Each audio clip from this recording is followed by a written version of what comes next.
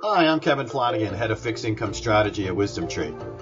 And I'm Jeff Weniger, Head of Equity Strategy. And this is Minds on the Markets, where we go behind the scenes and beyond the trends to explore the forces impacting our markets. Hello, everybody, and Happy New Year. Welcome to 2025. The stock market, high hopes or hollow hype? That's what we want to find out here. Me being a bond guy, it always seems everyone's talking about another great year for the stock market.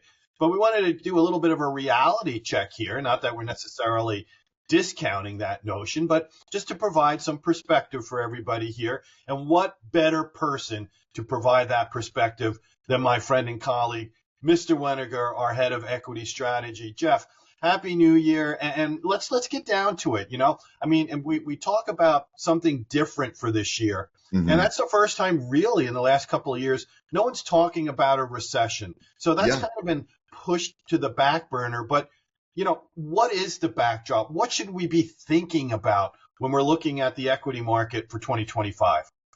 And Kevin, it's something that you've pointed out 100 times, is that we did in 2022 have the technical definition of a recession. It was Q1 of 22 and Q2 of 22. GDP you had to take a microscope out to see it, but GDP did decline.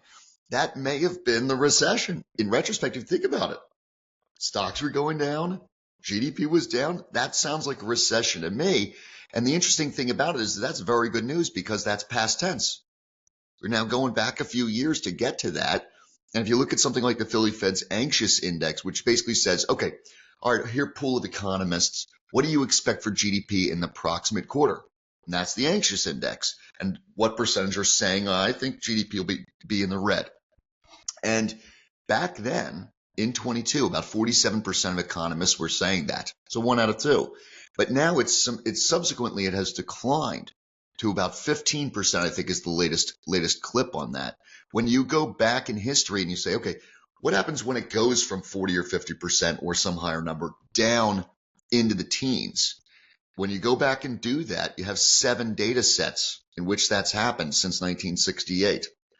And in none of those periods of time, from time zero onward, did the stock market decline. So the latest reading was in Q4. The theory would go that if the 8th time it continues to be like the other 7, then we would have a bull market in 25.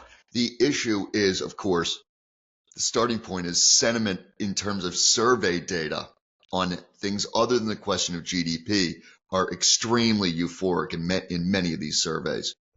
That's what I wanted to ask you about. So, we can talk about this. People refer to people like you and me as talking heads. What about investors? What about the broader investment community? What is the sentiment there heading into 2025? Well, there's 5 or 6 surveys that I've taken a close look at in the last week or two. Some of them are basically off the charts, and others are middling. You could say that, for example, in the Bulls Bears question from like the AAII survey and Investors Intelligence, those on a bell curve type situation are still within rational norms. You kind of want to take note when you're in like a 5th percentile or less, or a 95th percentile or more reading one way or the other. But one of them's in like the 42nd percentile, the others in the 84th. The problem is you take things like the B of A fund manager survey, and there's a lot of readings off the charts in there. Cash holdings by these fund managers, hundreds and hundreds of billions of dollars at multi-year lows. Big overweights in the U.S. relative to European equities, which is something that we have in the model portfolios at Wisdom Tree, right? We have an overweight in U.S. relative to Europe. It's kind of a consensus view. So these are some of the things we look at and, put a little asterisk on. You can't just, drink your own or eat your own cooking always. Sometimes you have to think about maybe the other side of the coin. Just to wrap this up here, I know you and I were talking about this. You kind of mentioned about maybe you should be thinking about a little bit of a life raft here, just in case for 2025. And a lot of times people look at the bond market, and I don't know if the bond market's going to provide you with that life raft. So I think what we would suggest would be perhaps looking at Treasury floating rate notes in the environment that we're in right now. Perhaps that provides a little bit of the offset here to what you're looking about in the equity arena. So we're pretty much, I think, up against the time here, Jeff.